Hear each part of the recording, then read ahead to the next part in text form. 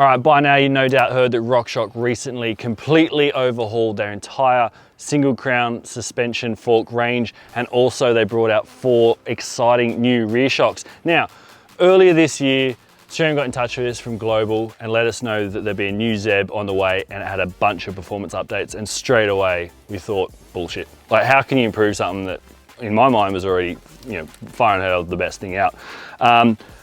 Then, a couple of months later, the fork arrived and it came absolutely laden with features. Now, we did get a bit of a kind of a teaser of these when we had the flight attendant bike last year. Obviously, the new stuff doesn't have electronics, but some of those features that we saw, like the buttercups and pressure relief valves, some of those things we'll talk about were there. Super excited to see they made their way onto the new fork range. Now, not just talking about Zeb, we are of course talking a big overhaul for Lyrik and a huge overhaul for Pike as well. And what RockShox have really gone and done there is split those forks into distinct categories. They've done that in a bunch of pretty smart ways. They've also got new lowers, so kind of got a bit of that Zeb kind of handling and torsional stiffness, and just a bunch of performance upgrades across the range. Blake, you've been riding the Lyrik, which sits right in the middle there, for the last few months, mate. Tell us a bit about the highlights of the key features and how they're acting out there on the trail. So naturally, we've got the buttercups. There's been a lot of hype around these little pieces of elastomer that are sitting in the bottom of the lowers, connecting between the bottom of the dampener shaft and the air shaft. This is taking up a lot of little vibration out of your hands before the fork actually begins to compress. They're amazing. They really are a game changer. It's kind of funny to go back to something like an elastomer product when, that's what the whole suspension used to be. But aside from that, distinct feature that goes across the whole range, the biggest overhaul on the Lyrik for the 23 is the new lowers, new CSU. So we all know, we've all seen the old Lyrik, which used to sort of mimic the early Pike that was re-released. But like JT said, this has gone for a bit more of a Zeb type feel. We've got a bit more angle going on in the crown, a way more torsional stiffness. Obviously we've got our little air pressure relief valves on the back there as well. But overall, the fork does look very, very different, but it's also incredibly functional, the differences that they've put into these new lowers in the CSU. Yeah, and that's one thing I really noticed when I jumped on the new Zeb. This is obviously the latest model. It was already a super, super plush fork to begin with, to break into its travel. That was probably the thing I noticed most about the previous model. But this new one, because of those buttercups, it's even more supple. And what that does is it basically numbs the trail chatter. So you got more feel for the bike, more feel for the front wheel. You're not getting pumped offline. Your tire doesn't have to work as hard to kind of constantly keep grip. But then the other thing I noticed that's a big sort of update, I guess, with the new fork, and it's got a lot to do with the lowers, is the support you get through the middle of the shock. Obviously they ramp up beautifully like the original, which you kind of expect from RockShox. But that middle support, I don't know, is that from the first time I dropped it on Simtrack. What about you? Exactly, yeah. So these are obviously, they're new features. They're going to be hyped up and all that sort of stuff, but they really are making a massive difference in the performance of the fork. It's not like, oh, yep, there's, a pressure relief valve, we've put some cool stickers on there or whatever. Like, the forks look similar in the Zeb's case at least, but they do ride considerably different to what was already an amazing fork. Exactly. Now, one of the big other noticeable additions that I think a lot of people that are kind of, tweaking and working on your own suspension is really kind of in vogue right now for not just the home mechanic, but, the mountain bike enthusiast. And one of the really interesting things that they managed to achieve this year with the new Debonair and new Charger is they managed to separate the high and low speed. Tell us a bit about that. Yeah, so basically within the hydraulic dampening cartridge, they've managed to basically separate the two adjustments for your compression. So they're calling it crosstalk. So you're not having any interference between your high speed and your low speed compression. They're completely independent adjustments within the hydraulic cartridge.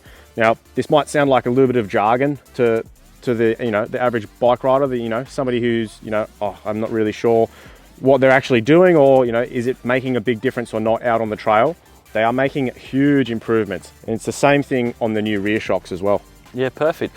Nate, tell us a bit about the rear shock. Sorry, you've got obviously the air and they've got coil. There's 2 options in both. Now, you've been using the air. Run us through some of the features, and there's some of the similar kind of features and concepts that we've seen debuted in the fork now coming into the rear shock lineup as well, right? Exactly right, exactly right. In my mind, the biggest improvement in the rear shock is the addition, which is optional, you don't necessarily have to have it in the air shock, is the new bottom out support. So there's a hydraulic bottom out support in the last portion of travel, which isn't relying on the air cartridge, or the air dampener side of it rather, to rely on that ramp up to support you in the bottom of the travel. It's done hydraulically. So this means that we don't necessarily have to put a bunch of tokens in there to rely on that, that support at the bottom of the travel. Now this is an option, you can have it with or without on the air shock, but with the Deluxe, it is built in and it is adjustable on the coil shock as well. And that's one of the things I really noticed when you hop on this bike. Normally I have to pay real close attention to the spring rate you want to run here, but now you can run a softer spring rate and let the actual shock itself ramp it up, and it feels extremely plush, especially on those really square edge hits or when you go a little deep into a section. And that's one of the things I found with the fork and the rear shock on the bike. I'm hitting sections with more confidence, I'm hitting it faster, I'm feeling more control.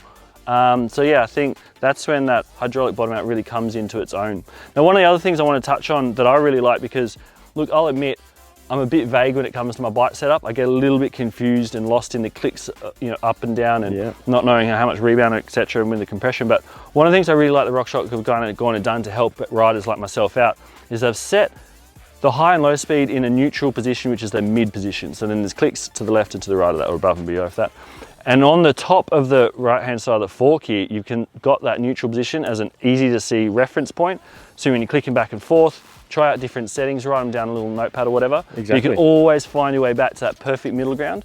And unlike on forks previous years or on previous brands where it's easy to get lost and not sure what a good setting was or what felt, you know, most comfortable, for these, it's a super easy reference. And I think it's just, you know, it's kind of like, it's almost like cheating. Exactly. I can't believe, you know, obviously hindsight's 2020. I can't believe it took this long to have a visual indicator for a high and a low speed adjustments, you know what I mean? Like, you're always there counting, oh, was that 13 clicks, 14 clicks, whatever it might have been. And especially because we're back and forth between so many different bikes testing, it's like, was that even that bike? Now you just look straight down, oh yep, 2 clicks to the left, to the right, whatever it might have been. There's a visual indicator there, and you know, you're never gonna get it wrong. Yeah, it's one of those little common sense things that you kind of didn't realize you needed always, but now you got it. It's just like, it's just, you know, deluxe. So look, absolutely loving the new fork. Obviously there's the pike as well. The pike's running from 120mm travel up to 140. The Lyrik then overtakes it with a 140 up to 160 travel. And you've got the Zeb, which is 160 all the way up to 190. And interestingly, all 3 fork models coming in 27.5 and 2.9. So lots and lots of options there. Pretty much something for everyone. Mate, as far as I'm concerned, RockShox have gone and set the bar even higher than ever before, especially in the sort of the Lyrik and the pike models. Huge advances there. Zeb was already killing it, but again, they pushed the boat out even further with those. So super excited for the new RockShox stuff. Definitely be sure to check them out at your local RockShox dealer. This stuff is in short supply right now, but is in stock, and certainly worth putting your name on the waiting list and yeah, getting a slice of the pie for yourself. Absolutely. I've said it before, I'll say it again. Where are we going to end up with in the next couple of years? Like the advances in technology, suspension, frames, all sorts, like in the last couple of years have been phenomenal. Where are we going to end up? Yeah, it's epic. You know, you're like Australian RockShox really kind of sort of leading the way, pushing into sort of charted waters that haven't been sort of set before. And, absolutely. You know, I'm really excited to see what's happening or what's coming along with Access as well. The electronic stuff is next level, but this stuff, you know, not epically priced. It's sort of really well, it's good value. Yeah, that's the thing. You know, the RockShox range is representing good value. You're getting filter down effect right away. You know, that exclusive elite. You know, some of the stuff we saw in Flight Attendant already filtered right down into, you know, attainable suspension, I guess you'd say. So a lot of this stuff's going to be coming on OE bikes. You're not even going to have to get it aftermarket. And riders of kind of all age and stages get to benefit from for a lot of this technology. And, you know, and RockShox really pushing the boundary and constantly looking to up the ante and innovate. So yeah, it's really cool stuff from these guys. Definitely worth checking the new range out for yourself.